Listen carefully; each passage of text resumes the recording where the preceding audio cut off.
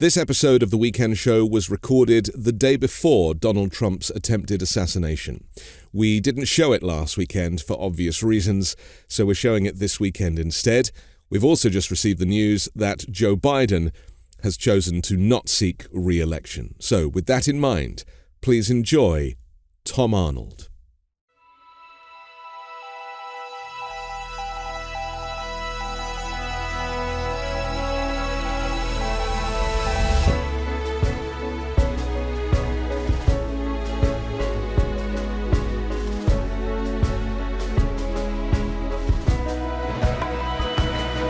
It's Sunday, July 14, 2024. I'm Anthony Davis. Welcome to The Weekend Show, where we make the time to consider the news of the week. You can support my work and independent journalism at patreon.com/5minutenews. Our guest today is an actor, comedian, and host of the Divorce Party podcast, Tom Arnold. Welcome to The Weekend Show. Well, it's good. It's good to be here, buddy. I'm a big fan of yours, and it's good to be here. First of all, I have to say, I'm on vacation with my kids, so the setup here, we're in the 24th floor of a hotel and we're using my son's Fortnite, all of his gear. We're right in front of it. So, but it's good to be here. I have to say, the kids are having breakfast right over here. They're in the other room, and my son's like, "There's a drone outside the window," and I thought he was messing with me. And so he goes, "No, Dad, there's a drone filming us right now." And I thought he was bad. And I turned around, and it was, and it disappeared. It was very funny. So God knows what they got, because I changed my clothes in there. So that's on them. Well, maybe we can shoot it down within the Fortnite game. My son would like to do that. Right. We have a lot to talk about. You're very active online regarding your politics and regarding the kind of threat of fascism, the rise of fascism, the threat to American democracy. And so I'm always interested in what you have to say. We should also kind of caveat this and mention that your ex-wife has become the kind of a representative of the very far right MAGA movement, which is the irony in this whole story, isn't it? Let's just start by saying, how do you feel when you see like where she has gone and how this movement has kind of really brainwashed such a large proportion of the country? Well, she's my first ex-wife. I have four. Anyway, she's not even my work. But 40 years ago, when Roseanne and I met in the Midwest doing stand-up comedy, she was the first feminist. Like, I'd come from the kill floor of a meatpacking plant. That's where I worked to save money to go to college so I could become a comedian. And she was this, she's a little older than me, but she was like this ultra feminist and talked about the patriarchy and words I'd never heard.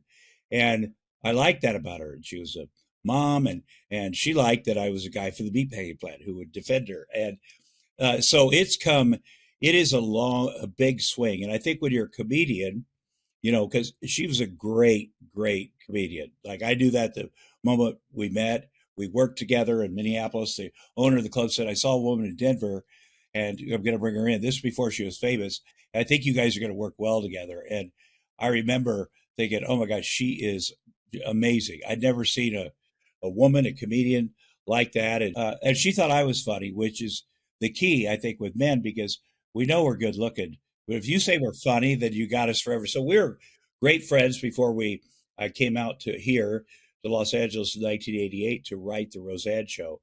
When I first heard about it, it was right when I had a show on Vice called The Hunt for the Trump Tapes. And she and I both known Trump for at least 40 years, maybe longer. And she hated him, it's just like it. And I'd be like, "Oh, he's fine, whatever, he's fine." And the fact that I have started a porn movie with Donald Trump, a softcore porn, like, you can look it up, Playboy, we weren't naked, but a lot of other people were. The fact that I have done that disqualifies me to be president, because I was in a porn with Donald Trump. So, we knew each other socially. We filmed an HBO special, one of his Trump casinos that went bankrupt. But when he said he's going to run for president, I knew, I liked him as that other guy, this character from New York. And I'd even been to the Playboy Mansion with him. He did my sports show, Best Damn Sports Show, period. And he said at the end of the show, first of all, he does a thing when anybody comes on, I just want to say to the audience, I am here because of Tom Arnold. And it gives you little tingles to go, oh my gosh, that's why he's praising me. And so I understand why people do that. And then after the show, he's like, hey, come with me to the Playboy Mansion. I've got a new vodka or tequila or something, a party for that. And I'm like, okay. So he goes, I also want you to meet my new girlfriend. She's a playmate. I was like, okay, well, so we go in there, and it's Karen McDougal, who's people may be familiar with now. I think she was Playmate of the Year. And I meet her, and she's got the bunny costume on. Very nice woman. And then he's like, oh, and Melania's here, and my daughter. Let's all pose for a picture together. Like, I do. I really, he does not care. Like, he's not, and he's still that authentic person. He's authentic. He's who he was. He doesn't care. He'll do this stuff. He'll never take it, but he doesn't care. And it's the people around him that have molded they used to be, some of them, decent human beings with morals or respect for the country or democracy, that have molded themselves into him. But he genuinely is authentic. And that's why Ron DeSantis couldn't beat him, because Ron DeSantis is not authentic. And people are like, I don't like him, even though he's trying to say the same words. So that's my experience. Would I be right in saying that the reason that he does better on the debate stage, in the TV environment, is because he is a made-for-TV president? Mm-hmm. I mean, he's a showman. That's his line of work. He's not a politician. He's not an administrator. He's barely a businessman. He just loves the camera, and he is really good at using it. Just talk to that with your experience as a performer. If you sense that that's the guy we're dealing with, he's an actor. Well, and I know this business pretty well. You could fake anything. You could edit things to make somebody look however you want to look them. I will say the Bear Grylls show is real. I did that. I was hoping it was fake. It was very dangerous. It was great. But, he and Mark Burnett, they say, we're going to sell this image of you. It'll be good television. And then people will like it. But it took a lot of work, because, he's so crazy and he's so inappropriate. But to make him look like this executive that sits there with people, which is something he's never done. But that's what people bought that. And it made him certainly a lot of money. But he does like doing the rallies. He pulls out the greatest hits, like an old comedian that's past their prime. But he doesn't obviously like legislating. He's never read like the Constitution or the Bible or anything. And he says he has, but he doesn't. You could never get him to quote anything that he cares about except himself and his businesses. And I think people first, like, especially white people, where I'm from Ottumwa, Iowa. I'm from a meatpacking town. And we used to be, my county, Wapello County, Iowa, was the highest percentage of Democrats in America. And, when Maria Shriver came there in 1980 with her uncle Ted, he was running for president. That's the first place they went in Iowa, my hometown, because that was such a Democratic area. They did not vote for Abraham Lincoln, let's put it that way. So, but the factories closed down. Factory I worked at, and things started to change. And I think the Democrats took their eye off the ball. They say, we got these guys. And so you just look for somebody like Trump to come in there and go, oh, he's like us. He is as big of a racist. As long as you can believe that as a white person, the worst white person is better than the best black person, because that's what they think. And when you got a guy that's like basically saying that and saying, you guys are screwed over, I'm going to fix it. I'm going to fix everything. They want to hear that. And then it becomes like, because he doesn't fix everything, they eventually have to go, okay, here's the deal. He lies, he does all this stuff, but he's from God. He's from Jesus. Because that's the last bastard. When you finally have no proof or no facts, you go, okay, God wants him. That's the last, because otherwise it makes no sense. But in America, there's always a generation of white people that get behind somebody like Trump. And what ends up happening is the Trump person or the George Wallace or whoever, they end up failing. And those white people stay in the same position that they were always in. And everybody around them, women, people of color, the immigrants, move up a notch. And that group of white Americans stays where they are because they follow that guy off a cliff. So it's scary. It's extra scary now, but that's what's going to happen. The irony in this moment is that Donald Trump has no plan for these people that are supporting him. He cares nothing for them, as you've said.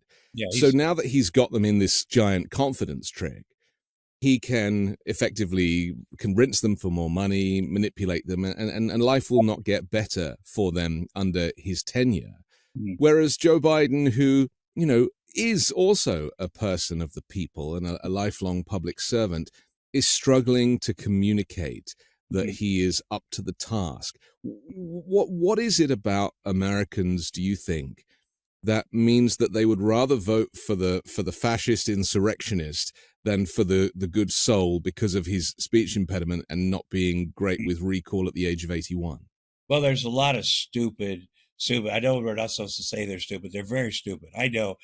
And they go, okay, that guy that's going to take away my health care and my low-cost prescriptions, and he's going to take away, cut into Social Security, Medicare, something all these people need. That's the guy I'm going to support, not the guy that genuinely cares about me, my family, the country, democracy, trying to lower prices. I'm going to be with the other guy. Now, it doesn't help that places like Fox News are that these people, they're in this silo, and Fox News is like, you're getting screwed over. Things are terrible. America's terrible. That's Trump's message. America is terrible. Like, how do you get elected on that? But that's what they're like. They're coming after you, those people, and so they get that 24/7.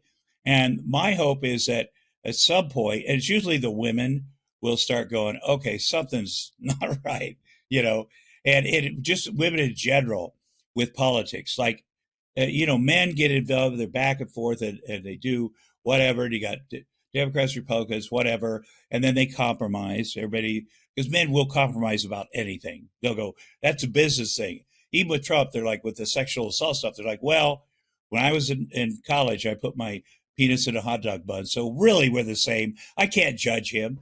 So, but eventually women go, okay, that's enough. Like, we don't want to see this reality show anymore. And then they rise up, which they have. Joe Biden said, we're in a tougher situation. I think everything's going to be fine. But right now, because he's not a great communicator, he does the president stuff, which that's the most important stuff, very well. But he stumbles, and he's not a good communicator. Trump, on the other hand, stumbles, just says, but we're more used to that, aren't we? We're so immune to Donald Trump's idiosyncrasies, whereas with Joe Biden, because he is the president, I suppose there's a lot more heat on him. Yeah. Well, here's the thing. And this Joe Biden and his folks have to analyze this. I know we got a lot of input from people in my business, from George Clooney, who, by the way, if George Clooney really cared, he'd be like, I'm running for president. George Clooney, I am running for president. No, he cares. He's a good dude. Our first jobs in show business were together on the Roseanne show. He played the boss, and I played Arnie. And yeah, I've known him since. He's a great dude. But what Biden has decided, what I'm thinking, in 1944, as you remember, FDR was very sick. He'd been elected 3 terms, and he was very sick. And the 44 election was pretty important because there's a war going on, right?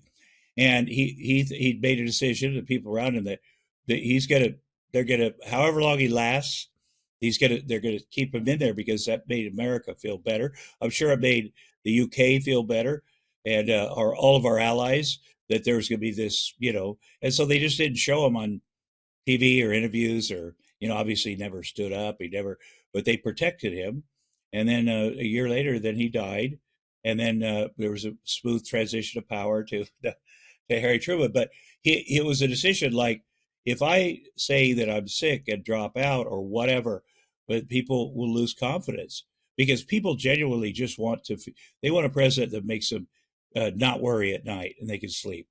And I think, because I can't even imagine with that world war and all the stuff coming at two sides, the people in America just didn't want to change another thing because they already felt under fire. And he he made the decision. This is the best thing.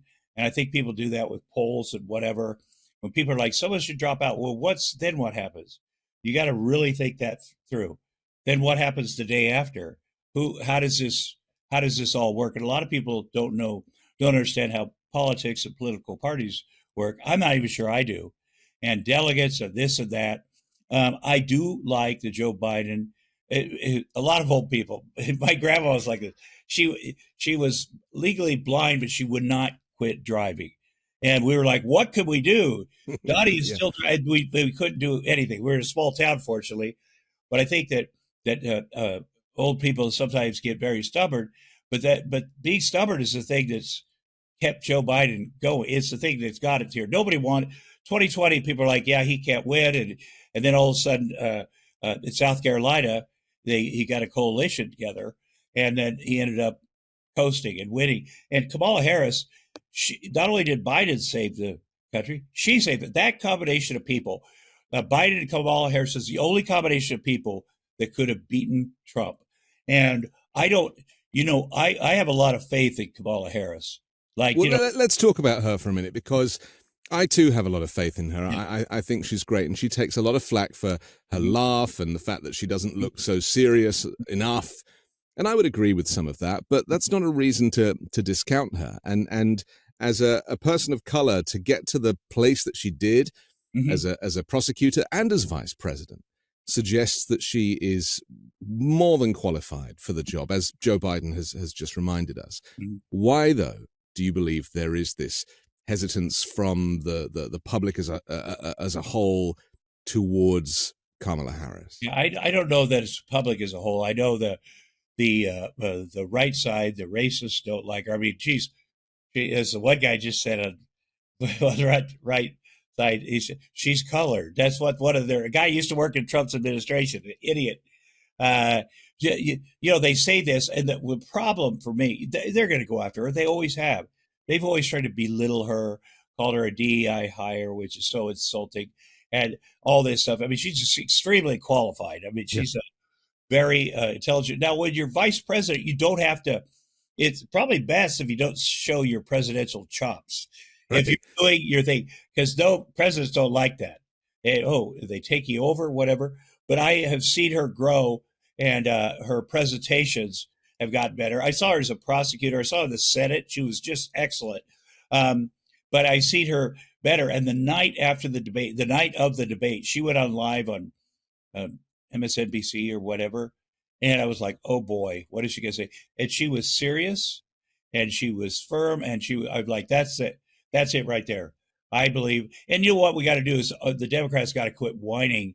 Oh, they will go after Kamala. Then what? Because a lot of them don't want a woman president, and so they'll go after her. And that's true. They will. And that's true. But we can't be like, oh, we need to go full throat support of Kamala Harris if that's the deal.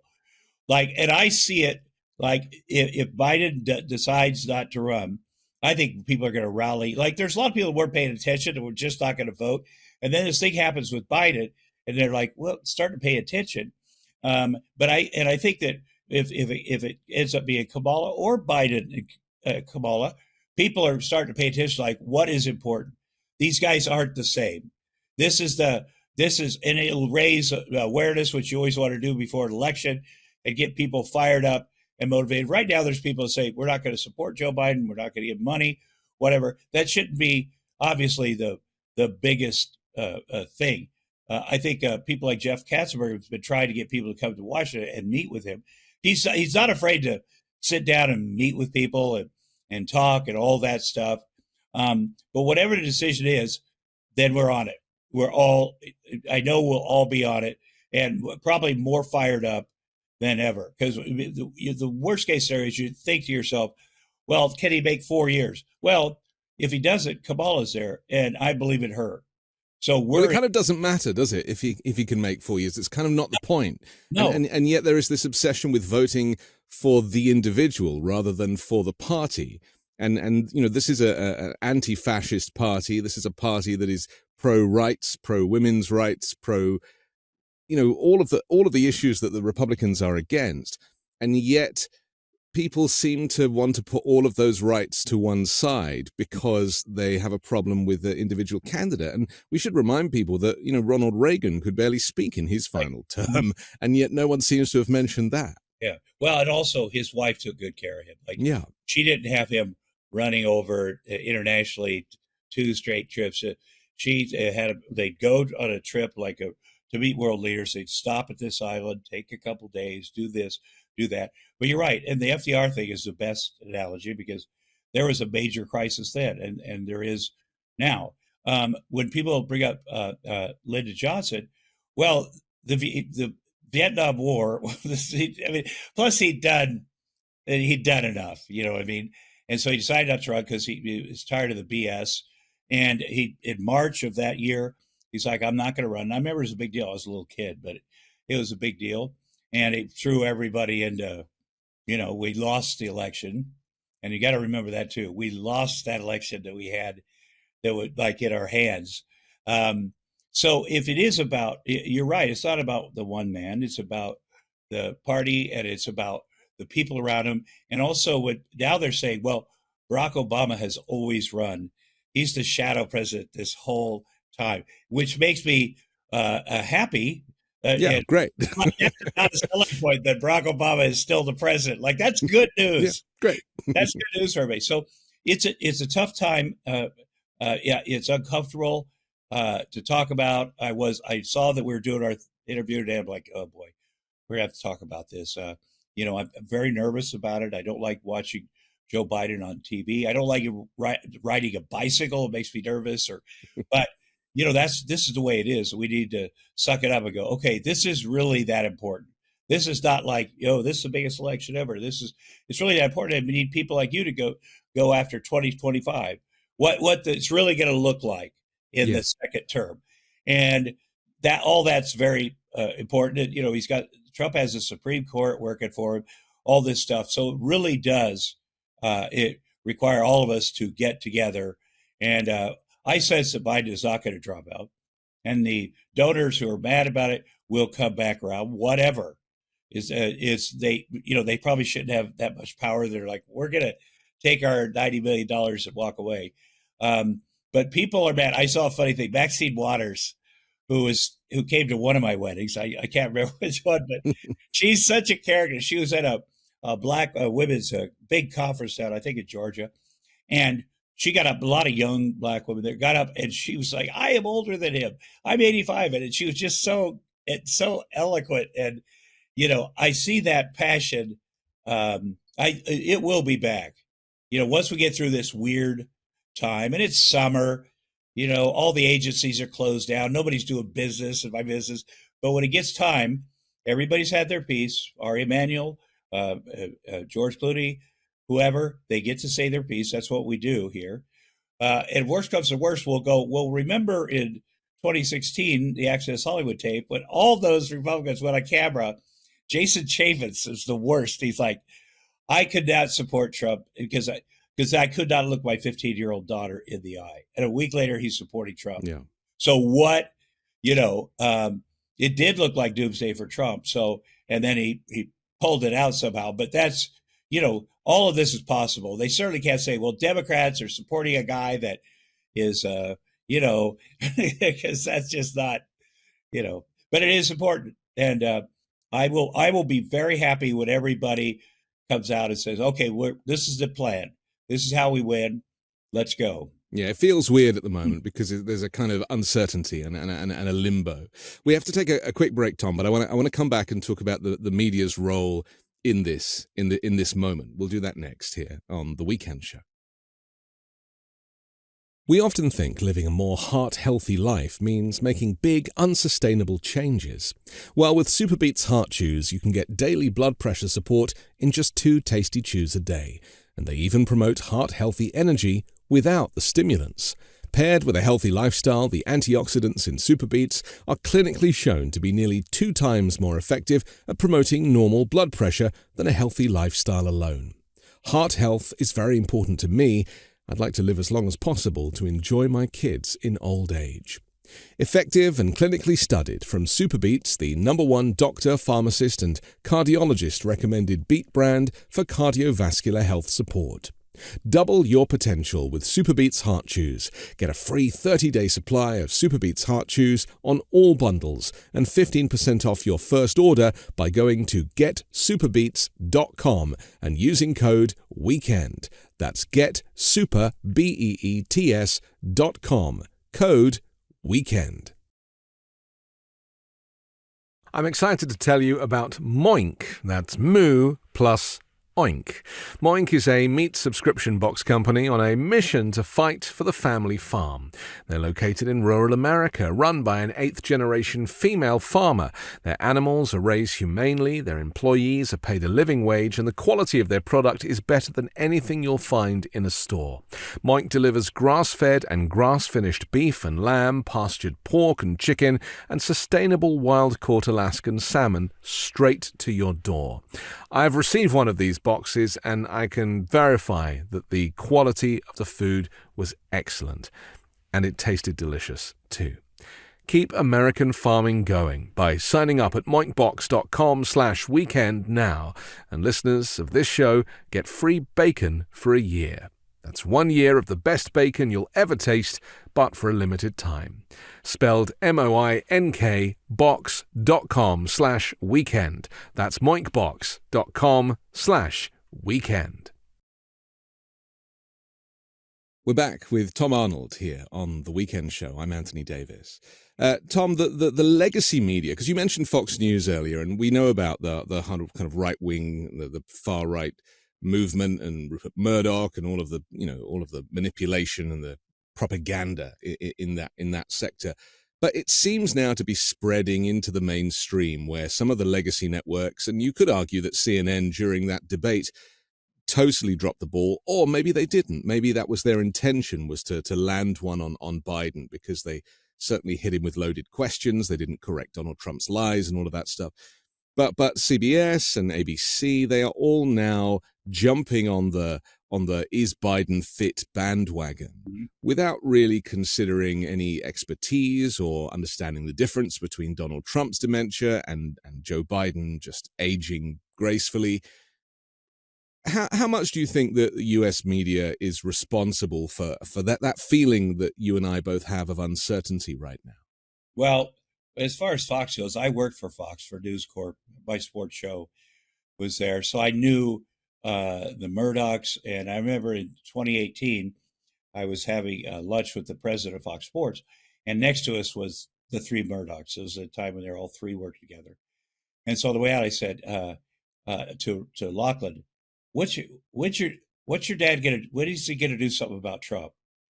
When's he gonna, this is terrible. And he goes, well, but I will tell you this, when he does decide to go against Trump, you will know it. Everybody will know it. Trump will know it. And the bottom will come out of it. So I said, I just can't see what he thinks, how he thinks this is helpful. And then eventually, of course, they don't do anything because the bottom line or whatever it is. I think that the legacy media, well, it's a big story, Biden not being losing his mind or whatever. Everybody's got to cover it. The tabloids covered it. Everybody's got to cover it. It's a big story, and they got to do what they got to do. And then the next big story is, okay, he's staying in. Then they'll also watch every move he makes. And I think there's a reckoning a little bit where they never have handled Donald Trump correctly. I mean, how would you handle somebody like that? Well, in England, I would just say that we would just send him up, as we did with Boris Johnson. We would just completely ridicule him, and then hopefully eventually he'll get the message that he's not a serious person and he has to leave. And we've done that with a few prime ministers recently, and they have since had a general election, and Labour have now won. So that's the blueprint, but that doesn't happen here, does it?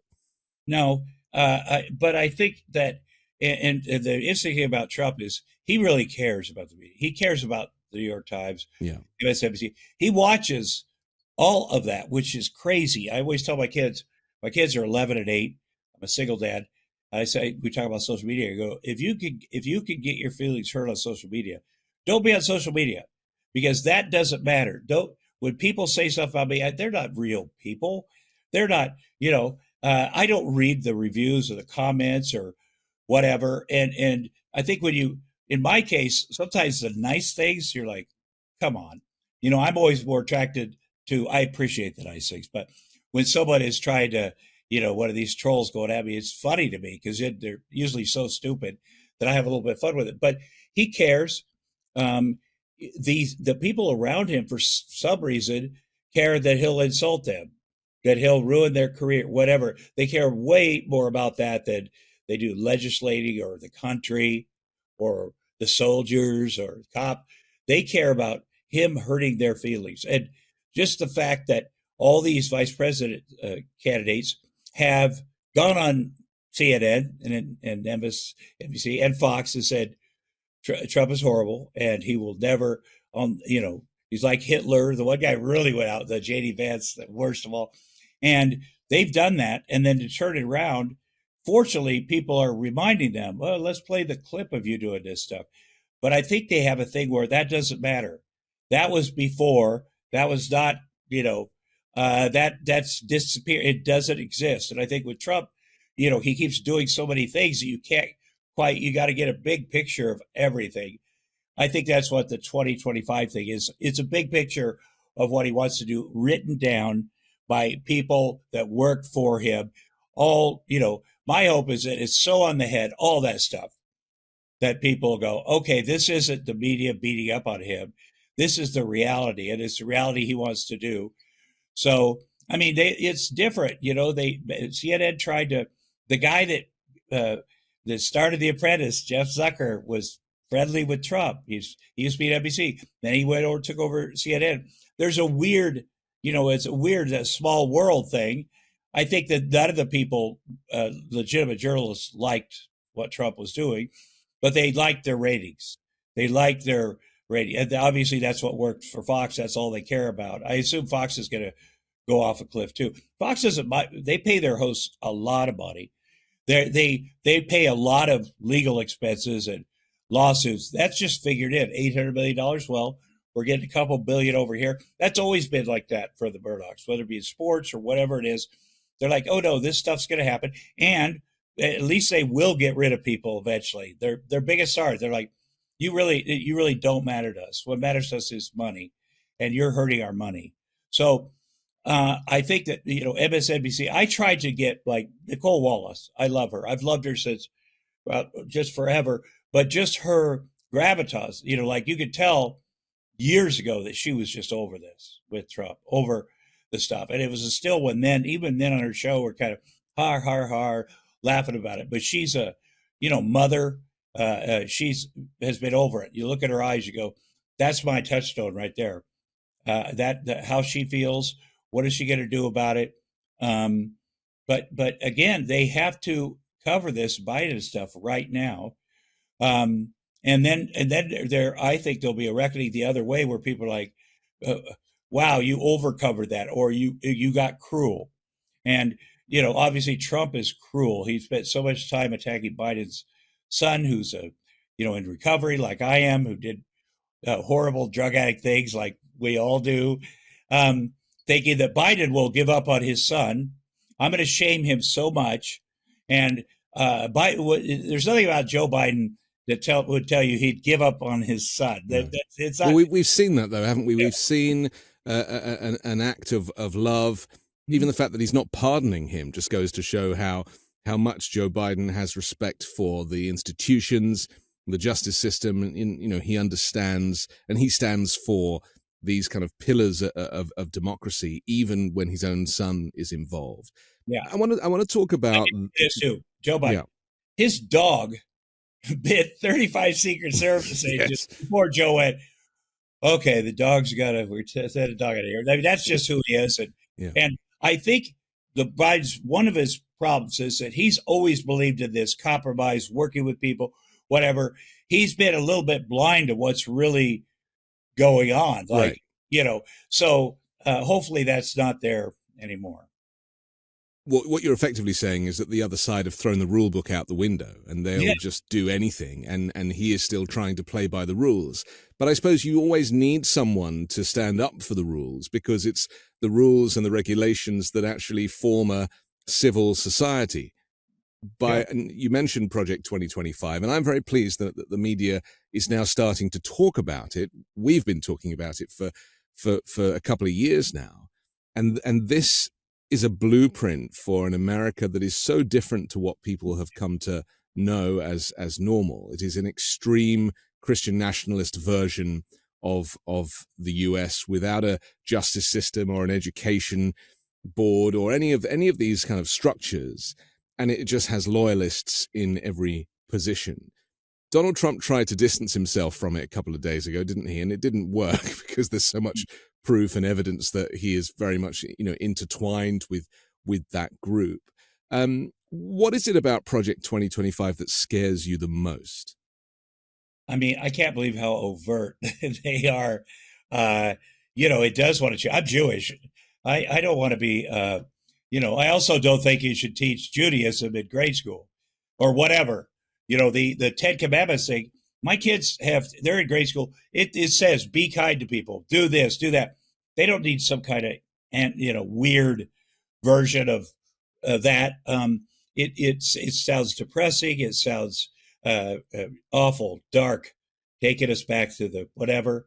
I think people that people are realizing this, taking away all women's freedoms. It's very obvious. They want to make more workers here, so they don't have to have people of color work here, and they want to produce and this stuff. And it gets down to the weeds. It's there against IVF now. The first step, they came out against IVF, and Trump's like, whoa, no, we like that. You can't say life begins at birth and still be for IVF. None of that works. That's how I got my kids. My kids are miracles. There's a lot of people on their side that are trying to have children, that definitely want children, and they're using IVF. And I think that's the thing. You show how severe all of this is.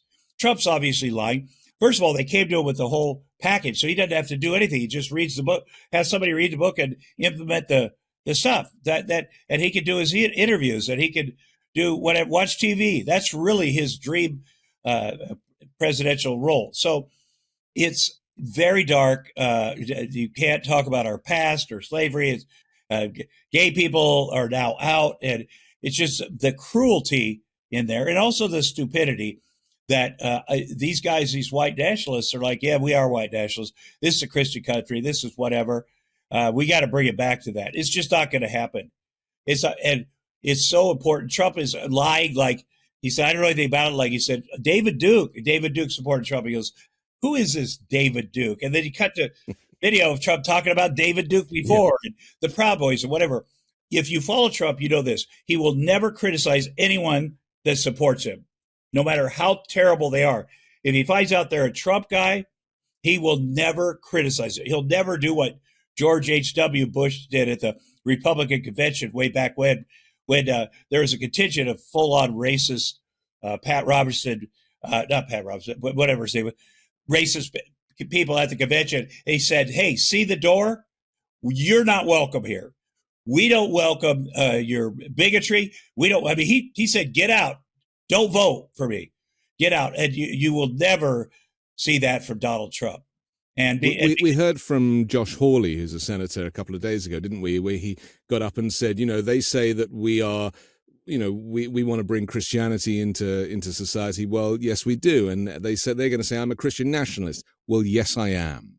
Yeah. There's no hiding it now. Yeah. Well, and he's a Harvard educated. He knows way better. He knows the law. He knows the Constitution. He's just trying to get himself into the, he'll say anything. And, it's just so crazy. It's so crazy. He has and these are things he was against back when he first started, when he had some ideals. But they will all do that. But why do they do this, Tom? Because, you've talked a bit about this hypocrisy where one minute they're like, with J.D. Vance saying that he's worse than Hitler, and even Mitch McConnell, after January 6th getting up and saying Donald Trump takes the blame for this and it's completely unacceptable. And now, of course, he's endorsing him for president, and he's the leader of Republicans in the Senate. how do these, because I've never met these types of people, come across these types of people in my life. Is it a uniquely American thing where you can just, you just sell out because there's profit to be made, there's money to be had, there's fame and fortune that goes with that? Because these people will turn on a dime, it seems, for power. Well, it's uniquely American, our version of democracy, because anywhere else, I think Liz Truss was prime minister for a week. I mean, people For 48 days. Yeah, people watch that and they go, "Oh, hell no." Mitch McConnell and the Republicans have had many opportunities to get rid of Trump. They want to get rid of Trump, but they're like, we want the power, and they've convinced themselves, well, he'll do this, but then we can still do our stuff.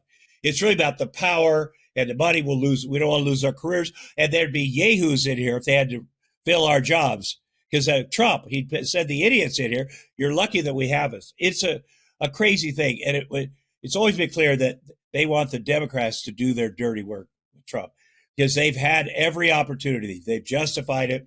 Again, the January 6th, when the commander-in-chief sat in his office and watched TV instead of helping, cops are being beat up, but they're ransacking the U.S. Capitol. I mean, you don't have to be like a patriot to go, that's horrible. What is happening is not, this is one of the worst things that's ever happened. I mean, they came that close to taking hostages. Imagine what they would have done to Nancy Pelosi. And he sat there, his own vice president. It's so on the head. They wanted to hang him. He's like, well, he didn't care. He didn't do the right thing. That should have been it. You can say whatever you want. I think it should have been the birther stuff with Obama way back. But that moment, should have been it. And it was it for a lot of them. But it's 3.5 years now since. And there's been, he's not been held to account. And myself and many others have said that he should have been led away in handcuffs the very next morning because there was enough criminality there and negligence there. And it was televised. It wasn't like this is someone's opinion. I mean, we actually watched it live as he did. How much do you believe that the justice system and now the Supreme Court, the judiciary is responsible for Donald Trump, not just his rise, but the fact that he's even considered as a presidential candidate this time around? Well, it's crazy. It's crazy. It says a lot about where the Republican Party is, that they can be bullied by this clown. And what I found from getting up close and personal from Michael Cohen way back before he flipped on Trump, and you get up close to these guys' faces, and they want nothing. They act like they're badasses in public and whatever on the news, but they're not. They're all cowards. Steve Bannon is the biggest coward. And Trump, he's a coward. Now, you get people to support him. I can't explain how this happened. This is that he is allowed to run for president. His own lawyers in the White House said he's going to be led away in handcuffs. That's what they said that day. Like, this is, and then his enablers did everything they could to keep that information away from the public. And you got to respect people like Liz Cheney. They're like, I'm going to throw away my career, my whole family name. I'm going to do the right thing. And Adam Kinzinger, did I pronounce his name right? Adam, I pronounce his name wrong sometimes. I call him. But it's just two, Tom.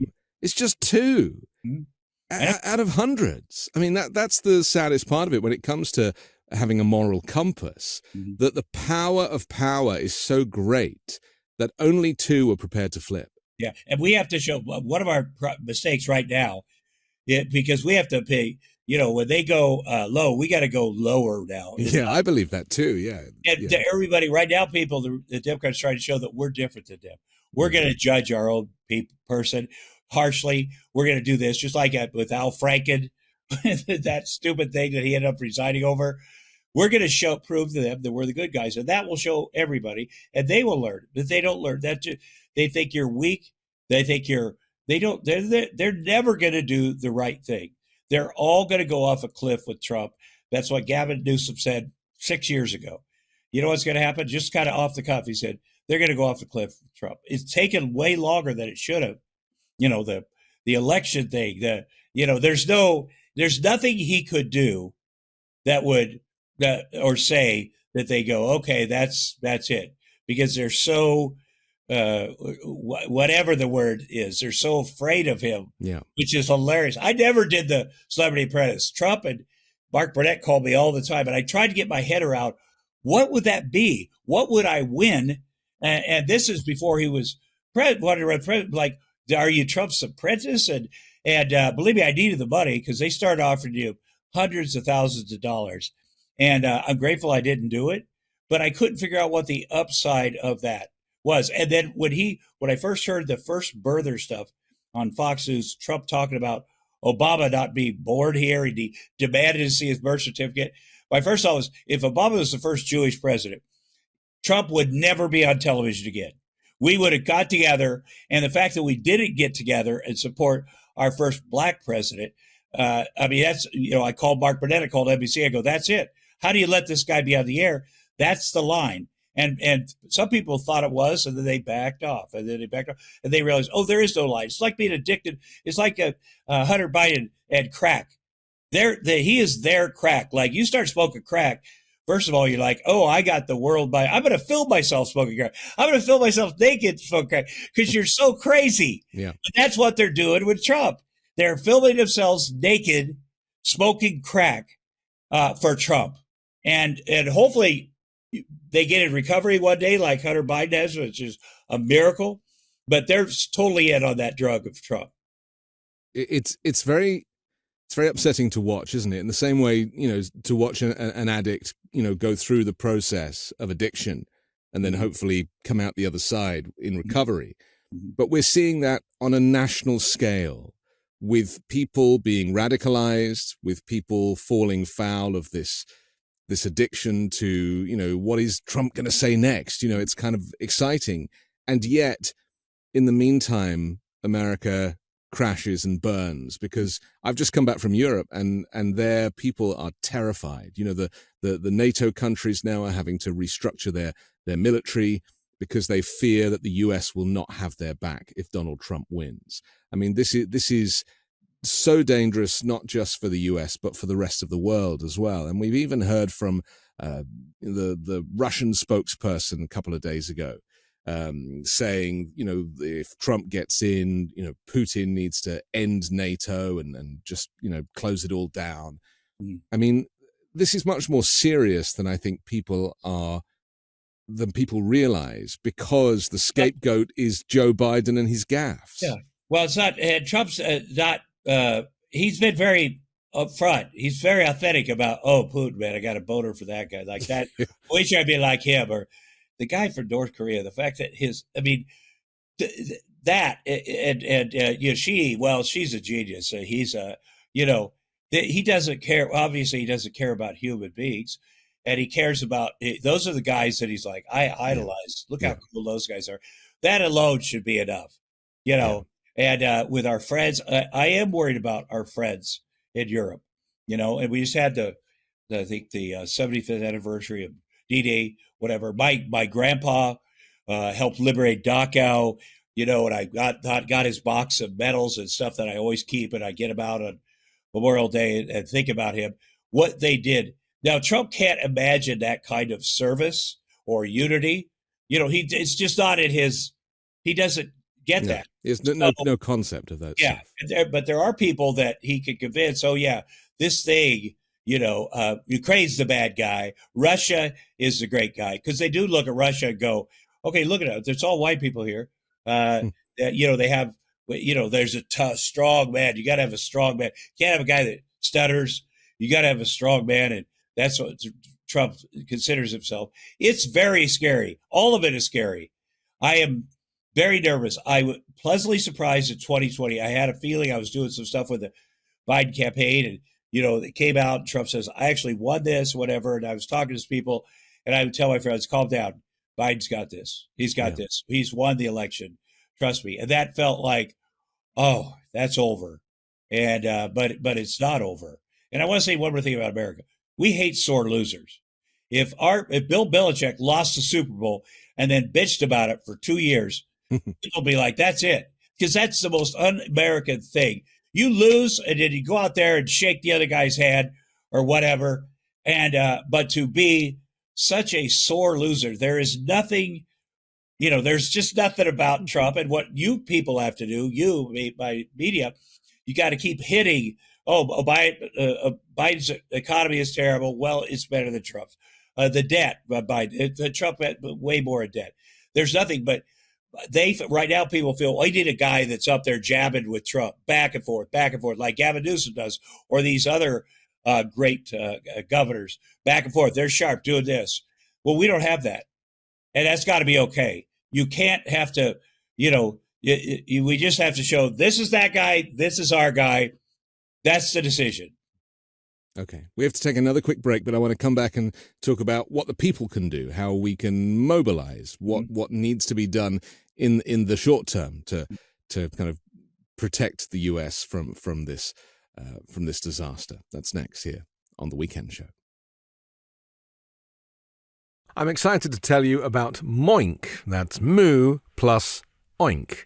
Moink is a meat subscription box company on a mission to fight for the family farm. They're located in rural America, run by an 8th-generation female farmer.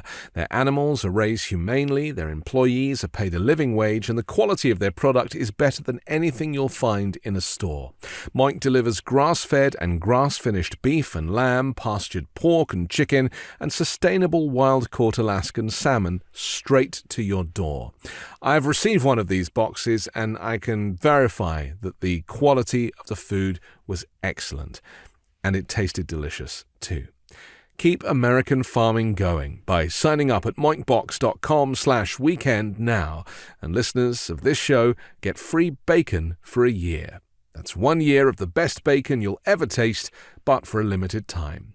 Spelled MOINK box.com/weekend. That's moinkbox.com/weekend. We're back on The Weekend Show with Tom Arnold.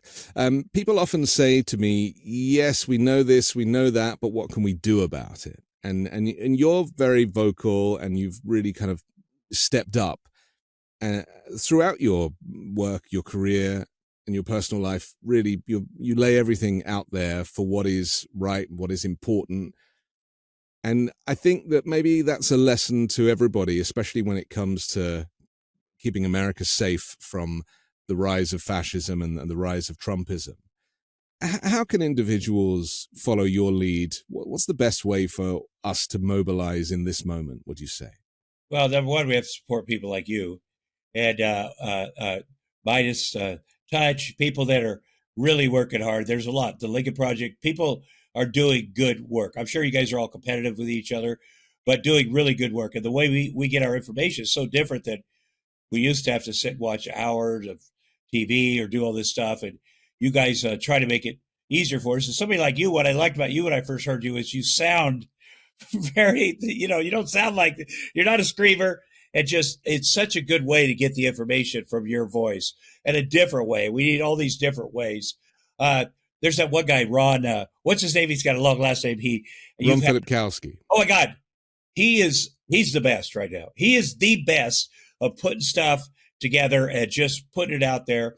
And there's a lot of great people. Ron's a former Republican, and a former prosecutor. And that's how you got to be. That's why I want Arnold to do more. When Arnold Schwarzenegger does stuff, it's just excellent. I think what I do is I support people like that. I support people like you. Support people like Lauren Windsor, my good friend, who goes undercover and, will call me and say, oh my God, I went to the Supreme Court last night. I've got all this stuff. It's going to come out next Monday. Will you support that? And it's great. It does change the conversation. Like she does her thing. And a lot of the other journalists are like, this is not our technique, but they still play it, which is very important.